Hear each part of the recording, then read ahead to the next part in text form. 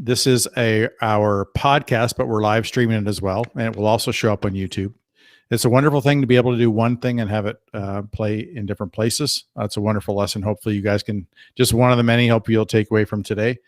And our guest today is Barbie, and I'm not going to disclose what she does or who she is for a second here, because I want you to know that Barbie has 20,000 YouTube subscribers, 70,000 Instagram followers. I've been on both of those. The quality of what you do is not only amazing and creative, it's incredibly inspiring. How you got here, some of the choices that you made, and I can't wait to learn more about you. And you have a book, and if anybody's watching live or listening and your kids are around, I'm about to tell you the title of the book, so just turn your volume up or boot them out of the room. Your book is called Fuck You Fuel. And to disclose what you do, which may be obvious if you're watching this because of your backdrop, is this wonderful t-shirt I saw on your Instagram page that said, F off, I'm welding. So welcome, Barbie the Welder. Matt is going to massive fanboy here in a second because he loves to weld. And from what I've seen, he's good at it, but he is not in your class right now. Not even close. But this is actually how we found. So for our listeners, that's how we found Barbie. So about 4 years ago, I started following her because she was posting some really, really cool instructional videos. By the way, she's got three. You have 3 other books,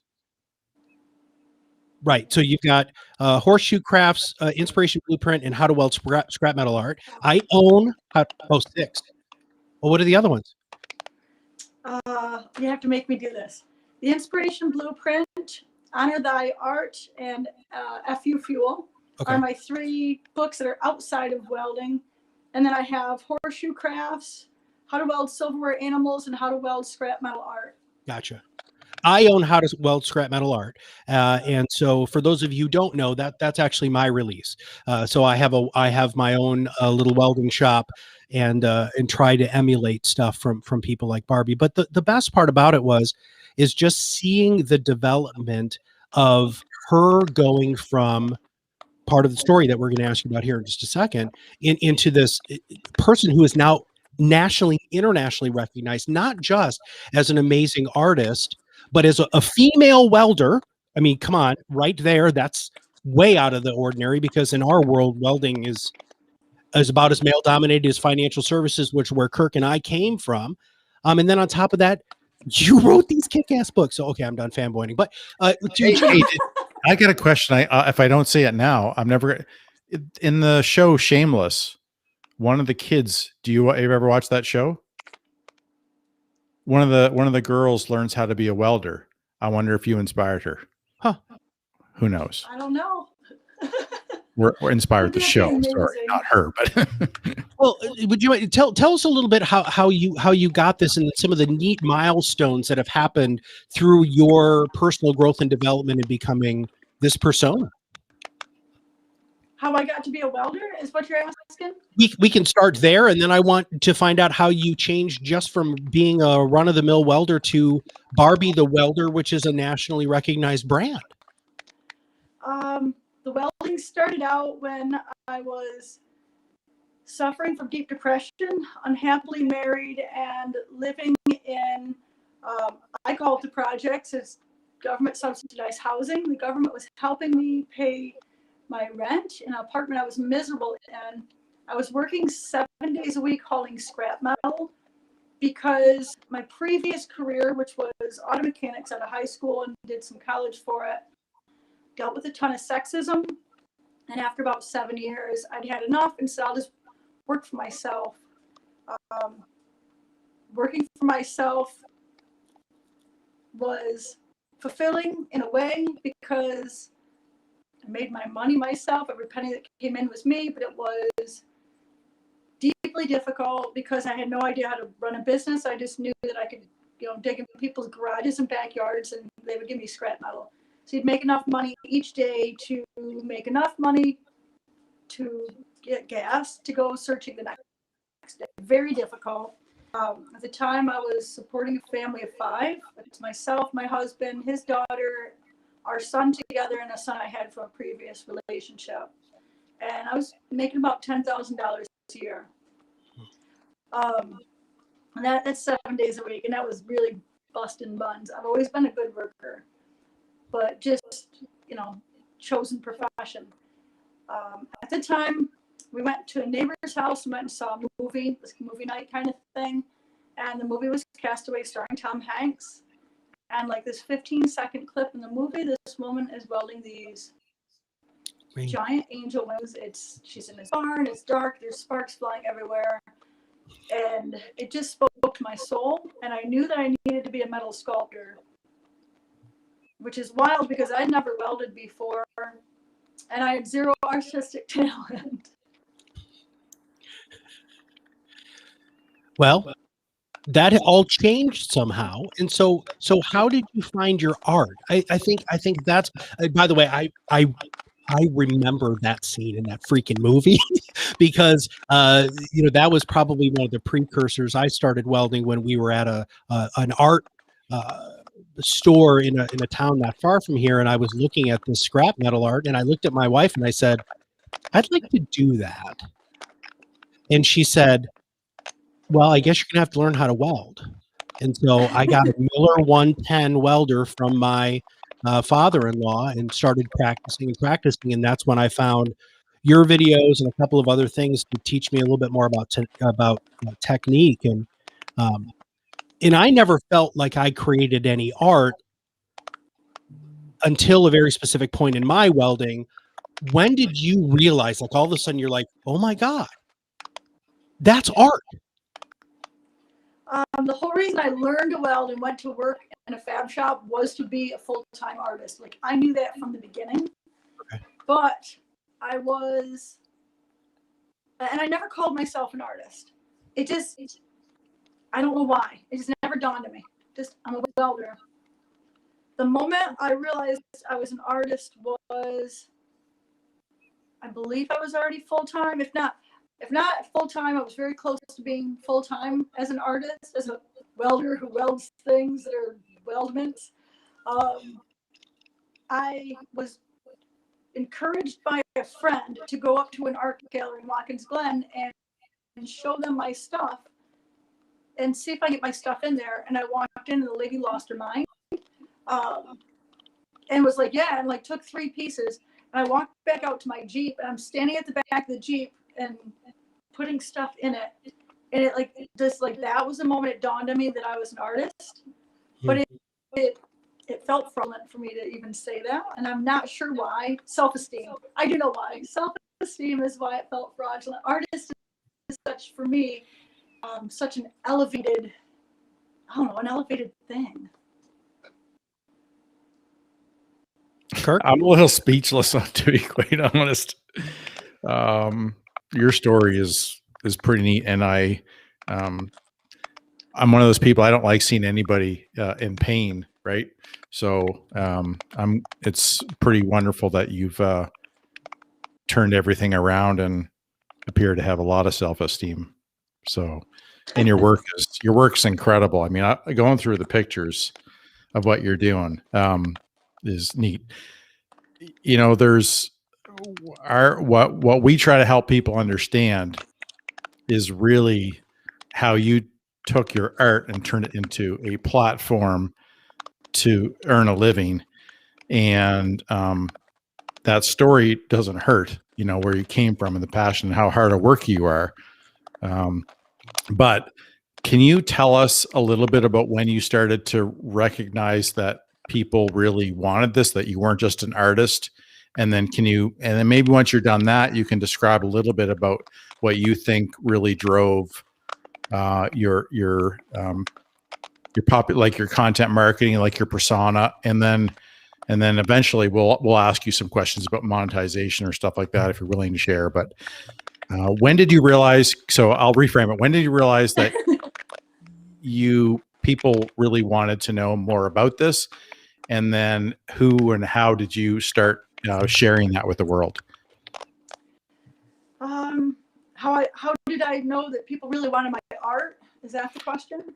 That people cared about how you did it.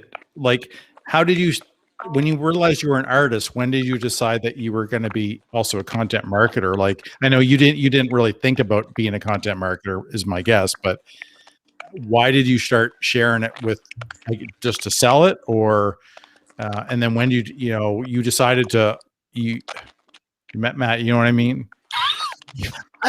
I am enjoying watching you flail just a little bit, my friend. Sorry. So you started shooting a bunch of video, right? Did you start shooting that video to help you sell your stuff, or did you see a bigger kind of an undercurrent of just kind of notoriety and stuff that you could utilize to not just help grow your business, but help grow this brand that you've created? I had no freaking clue what I was doing, and I still don't.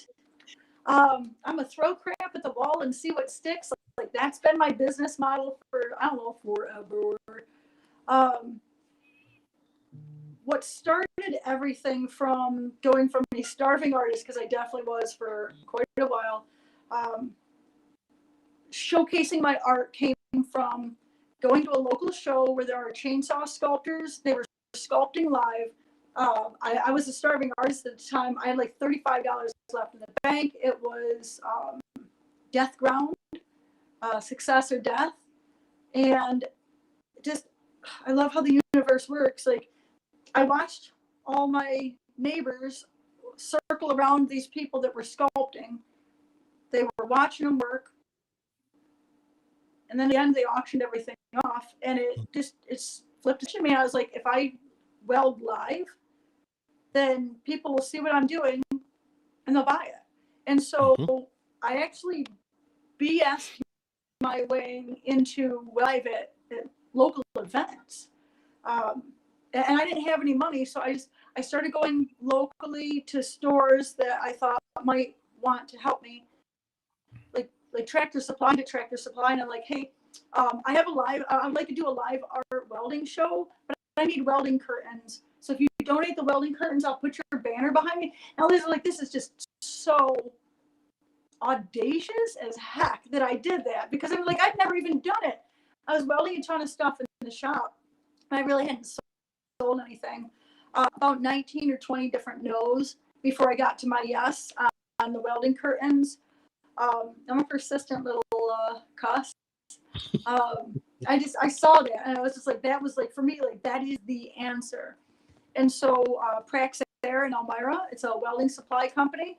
The guy didn't even get it all out of my mouth. He says, what do you need? And I told him about the curtains. They donated 4 curtains, and they gave me a banner. And then I started BSing my way into shows. Normally I charge $500 to weld live for y'all, but because you guys are local and I love you, I'm happy to donate it for free. Just trade me the cost of the show. Yeah. I got a Americade like that. That's an $1,800 show of 100,000 motorcycle people who are my people. I'm like, oh. And just from there, it was a little bit easier, because like you have that success and it grows. And somewhere in there, because of the joy that it was bringing me to create art, because everything, my welding, I was taught by, I stand on the shoulders of kings, men that have come before me and shown me their skills and have taken their time. But the art's completely self-taught. I took my welding and fabrication knowledge from these beautiful craftsmen who shared their the knowledge with me. I took that and turned it into art. And so it was a long process for me to learn the art. And so as soon as I would learn something, I think it was 2015, so like a year after I went full-time, a little bit less than a year after I went full-time, I started doing the YouTube videos. Because I'm like, if I want to learn, there's other people also. It brings me joy, and if I can share this and it brings other people joy, then hell yeah. Well, and that's, you can feel that. And so I want everybody to make sure that they're going to Google, Google Barbie the Welder. Amazing pages and pages of stuff come up. But that's where I think things change, and we talk to people often about making sure that they have that level of joy. They have to really love what they're doing because people feel that love. And just from your opening, the way that you wave at the camera and the smile that you have on your face when you hit record, it's freaking contagious. And it, people want to feel that they're experiencing and they're seeing other people in that moment of joy. And from a true content marketing perspective, to try to break this down into brass tacks, you have successfully done something by throwing stuff up against the wall that people pay an unbelievable amount of money to have help with. And now you have this amazing following. You've got the 6 books. Is that in? You have one of your newest pieces that's behind you right there. Which is from which one is that? Pirates of the Caribbean? Well, no, I can't remember which pirates though. Oh, yeah. Just say the third one. Yeah, it's something like that. But anyway, but it's absolutely fantastic. And the neat thing about it is people feel, because I can speak personally on this, I feel vested in your art, Barbie, because I'm watching you do it, man. Like, I'm serious. I'm watching you, grind the stuff, and I'm watching you how you're welding things and putting it together. And I think that's why now you are loaded with commissions. And, people really want you to build stuff for them. And I love that, Kirk, I don't know if you know this, but she's even niched herself more because she does more Gothic type art. And so if you look at her webpage, the BarbieTheWelder.com webpage, you'll start seeing that she has a very specific kind of art that she does now. So she's not just a generalist, she does a lot of stuff. But, we have a term here. We call it the grind. Like, you've got to grind it out. You got to do the work. Do you think that actually came from welding? I feel like yes, because damn, you saw how much I grind. I know. I love watching the sparks fly. That's yeah. On your YouTube page, your first video there is the promo video is incredible, and there's one part where you're hammering down something that's hot, I guess, and the sparks, and then you kind of rewind, and obviously it's matched with the music because you hired somebody good to do that video. Oh, it was beautiful, very epic moment, wonderful video, and we're going to make sure that there's links for everybody to go check out your stuff. We'll give all those links before we get to the end here. It's something interesting. I say. Your passion is obvious, and you look so happy when you're doing stuff. All your photos, you look happy to a depth, which is wonderful. And I wonder if you can tell our audience what that's like, because there's lots of people who are experts in stuff who aren't always happy, but the fact that you're sharing, tell them what does that feel like?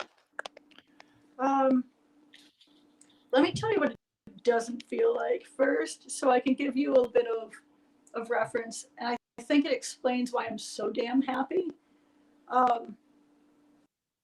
Growing up, I was picked on. Like, I was a whipping boy in the neighborhood, homeschooled in a neighborhood full of teachers, and the principal lived next door. So I already was like the outcast. My mom did all my haircuts, made my clothing, and I couldn't eat candy until I was like, 8. And then I wasn't socialized because homeschool, and like my mom just kind of kept me away from everyone. So just the opposite of everyone else, and wanted to fit in so damn bad and never did, which used to be the bane of my existence and is now my bread and butter. But that I self-esteem because of that. Zero self-worth, zero self-esteem, and moving into, getting older, still trying to just fit in, and went to drug alcohol at a very young age, doing math on that. I don't know, I ran away when I was really young, got arrested more times than I can count on one hand, was probably headed to prison at some point in my life, went through deep depression as I got older.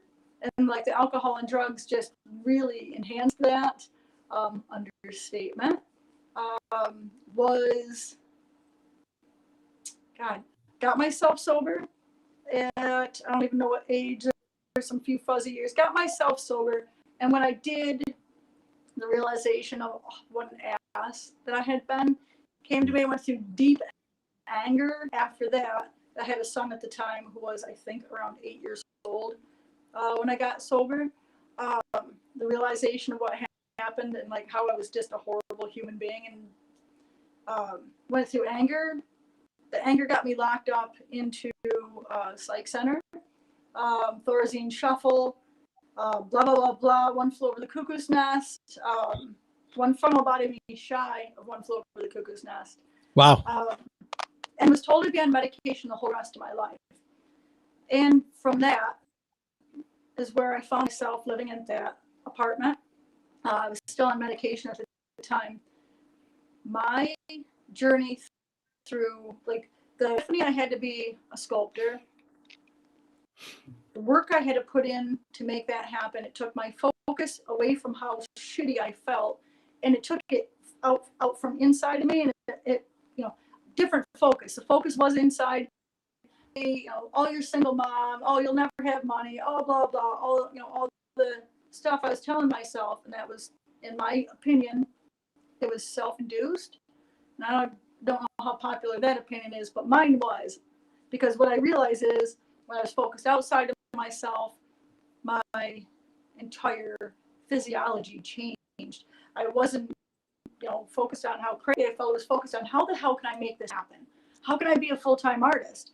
And so, I've got to learn to weld. And then I don't even, like, it's just weird to explain it because it doesn't even, I don't know, it doesn't even make sense. But like having those little successes, like I had to save up money for 9 months to go to BOCES to learn to weld. And then once I did that, I had to get a job because I couldn't weld in an apartment. They frown upon that.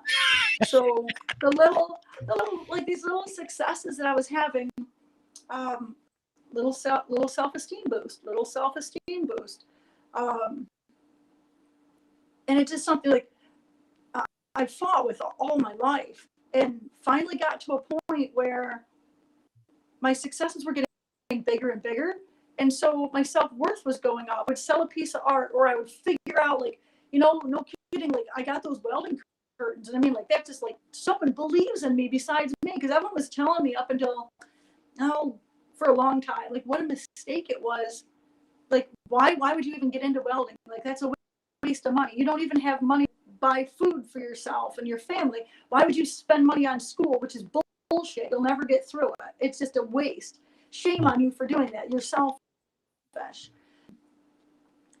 And so, like, all that negativity, fought through all that, and like was having these successes, and it's like, I freaking told you, like, I told you, like, I knew that this is what I want. And listen, I've never really come through anything, so I totally get where people's mindsets were. Mm-hmm. But today, because of that focus on stuff outside of me, like having the successes and then realizing, like, gosh, the welding makes me feel really good. How can I share that with other people? And that's where the like needing to teach comes in, and that's where writing books come in, and that's where just needing to give back on a deep cellular level. I have to give back because of how freaking happy I am today. And I'm crying right now, but it's because I'm happy. It's because I know how freaking awful that my life used to be, and today it is a polar opposite of that. And so I have like this just deep driving desire to give back at a massive level, because I know if I was to share my knowledge, like if one person picks up that book and says, dude, I can use this fuck you fuel, all my negative stuff, I can rocket myself to success with that. That's why I had to write that. That's, and I gave away a ton of copies. Like, I just keep giving away these books and stuff because it's just like I know if one person reads it, you're talking, I mean, like, I changed my life. That's one person, but the impact that it's had. And listen, I didn't start this out. It was a very selfish mission. It was all about creating art, only about me. It grew into what it is today. And like I said, it wasn't, I do it on purpose today, but like the journey wasn't like, I never set out to fix self-esteem or fix self-worth. I never set out to give my kids a solid home, and we get to eat ramen noodles when we choose to now, not because we have to. I don't think, Barbie, I don't think the pursuit of self-love or self-care is a selfish thing. And Matt's probably shocked that I came up with that, but it doesn't surprise me. It's at all. Barbie, that's when you can distill not just joy, but passion, and that unbelievable drive to repay back into the karmic pool that you took so much out of, and that's why your new book is amazing, right? And that's why I'm hoping that, and by the way, we're going to have all sorts of links in our show notes to make sure that people can connect with you and buy your stuff or commission with you if you'd like. But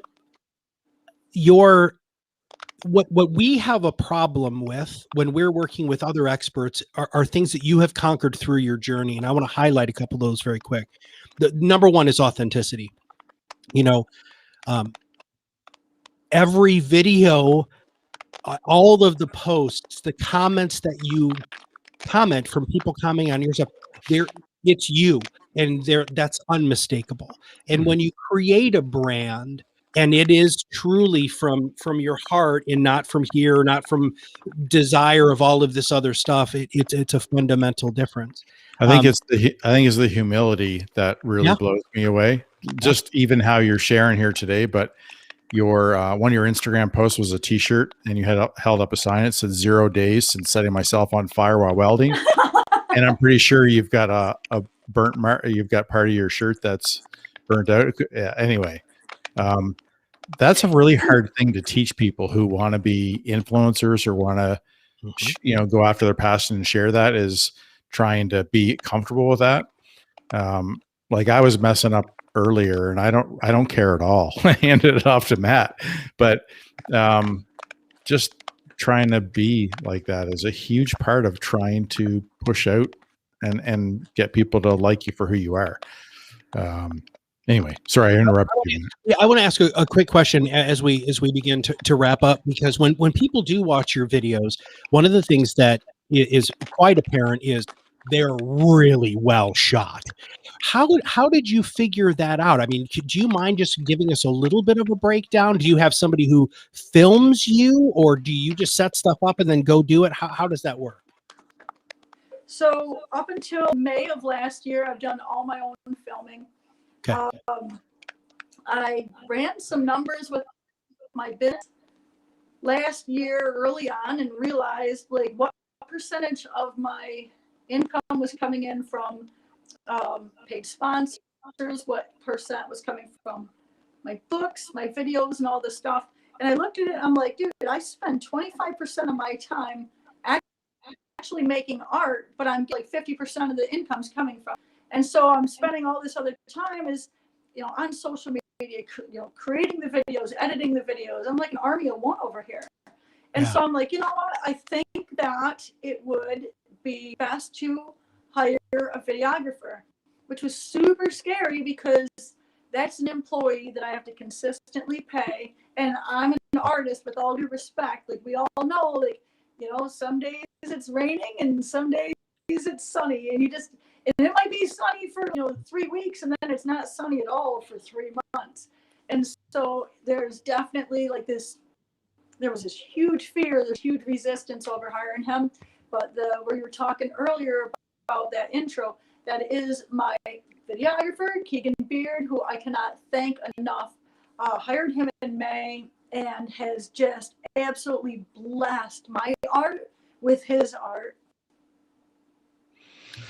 And it's the quality is unbelievable. I mean, really, I liked the raw. I can see that. I loved the raw aspect of your early stuff, but as a fan, which I truly say that I am, of not only you but your work, watching that growth and development, we talk a lot about that on this podcast. Is when you do grow, your fans love to see. They love to see you selling stuff. They love to see the increase in production quality. They love to see the flying logos and all of the other cool stuff that you've got going on. Your really beautiful web page and all of those things. We want to support you in your success, and I think being a cult brand, which you are, right? I mean, you are the epitome of what a cult brand is, in my opinion.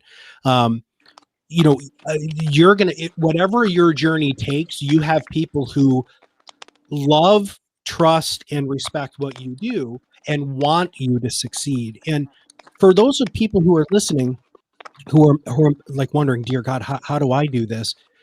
Go back and listen to basically Barbie just gave you a freaking roadmap, right? And of course the book, right? The FU Fuel book is a fantastic way, to really take a look at her model, but looking at her story and all of that stuff, that's absolutely fantastic. So I wanted to kind of summarize some of the things if people missed on where these were actually happening. So Barbie is an expert at what she does.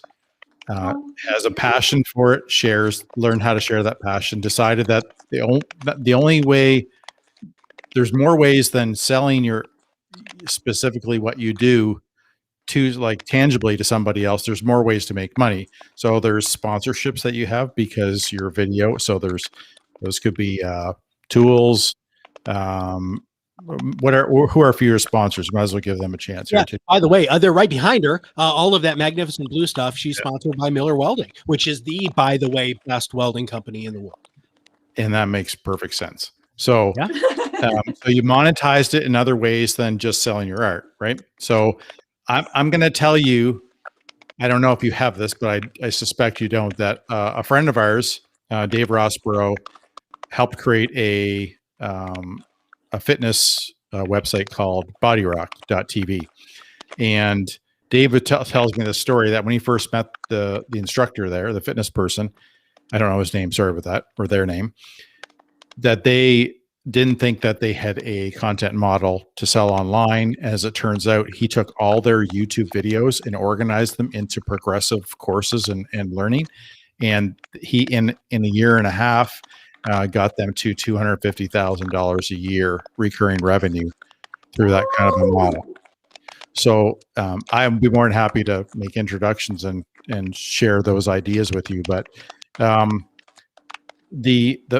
how they did that was by how you organize. People appreciate organization and they'll pay money for it, right? And there's all kinds of cool stuff that you can give them exclusively through those memberships and stuff. But so monetization's a big one. You've found a couple ways. There may be some more. You're obviously an expert. You have a very clear niche, right? And you know your audience, and you don't care about anybody else. People get so caught up in trying to be more things to more people. It doesn't matter. Find your people and kick ass with those people and blow them away and talk to them, and don't worry about anybody else. If somebody doesn't like the name of your book, well, that's because they're not your audience. So who cares? That's right? Absolutely right. And I know, having listened to you, commenting on that though, because I love it when they drive up the algorithms. Run it. The fact that you know about algorithms, because you didn't probably know about algorithms, social media, and digital marketing when you started welding. Yeah. So you're paying attention, and then the authenticity. So you are a content marketer who's hit. I don't even think you fully grasp how extraordinary I know you understand how extraordinary where you've come from, but as a content marketer from where we're looking at, you're already done some incredible things, but I think you've got the journey's not done for you yet. And I wish you so much success. Even if it is where you're at is wonderful. We're great, thrilled for the work that you've done. And I'm going to do a hashtag embrace the grind here, because we tell everybody you're doing stuff that so many people who have more and want to take it to another level don't appreciate. And that's the grind. You called it BS in people, but most people, that's pure sales every day. Right. And they're not apologetic about it at all. I don't think you should be, but finding ways to figure out where your audience is, that's marketing, right? You did it in your way. And other people are going to do it in their way, but that's huge. And I want to make sure that everybody got those key points as we were going. And I'm going to follow you. I'm going to make sure my daughter understands what you do. And I can't thank you enough for taking the time. I want to also give another little lesson here is we weren't expecting you to say yes to our. I wasn't. I totally wasn't. That's why I was so excited when you said yes, because I mean, you in my eyes I'm a fan, right? I'm not a fan of a lot of things, Barbie, but you have impacted me too, and I appreciate that. So I got some other things in my mind. I don't want to say them to you because I want to make sure that they're actually an opportunity, but I got some other things that on my mind regarding what a cult brand you are. It's very difficult to create a cult brand, and you've got one, a very powerful one. I'm not sure. Anyway, so thanks so much for your time. It was a wonderful lesson in so many aspects, right? Content marketing, following your passion, rising above the noise, monetization, becoming an expert, finding your niche, being authentic with what you do and who you are and how you present yourself. Man, writing a book, how to figure out how to get your book out there, leveraging the credibility of the book, and your artwork is incredible. And thank you so much. How do we find Barbie? Oh my gosh, easy. Just type in Barbie the Welder. Easy. Just Google me. BarbieTheWelder.com is my website, and you can find me on YouTube, Instagram, Facebook. I love LinkedIn, and TikTok is my new obsession. That kind of that doesn't surprise me in the least. So part of the idea of the Be Your Own Law podcast, everybody, is for us to try to reverse engineer people's success. And I think Kirk just did a great job of breaking each of those pieces down. If you can check the boxes that Kirk just talked about, or if there are some boxes that you can't check, then that's where you need to focus on truly creating a cult brand so you can rise above the noise and be the person that you want to be. People want you to be the person you want to be. It's amazing. And when you do have people who can get behind you, whether it's just clicking a like button on your Facebook page or your Instagram, sharing it, or having the honor to interview one of your heroes, it's pretty freaking awesome. So with that, we'll see everybody on the other side of the mic very soon.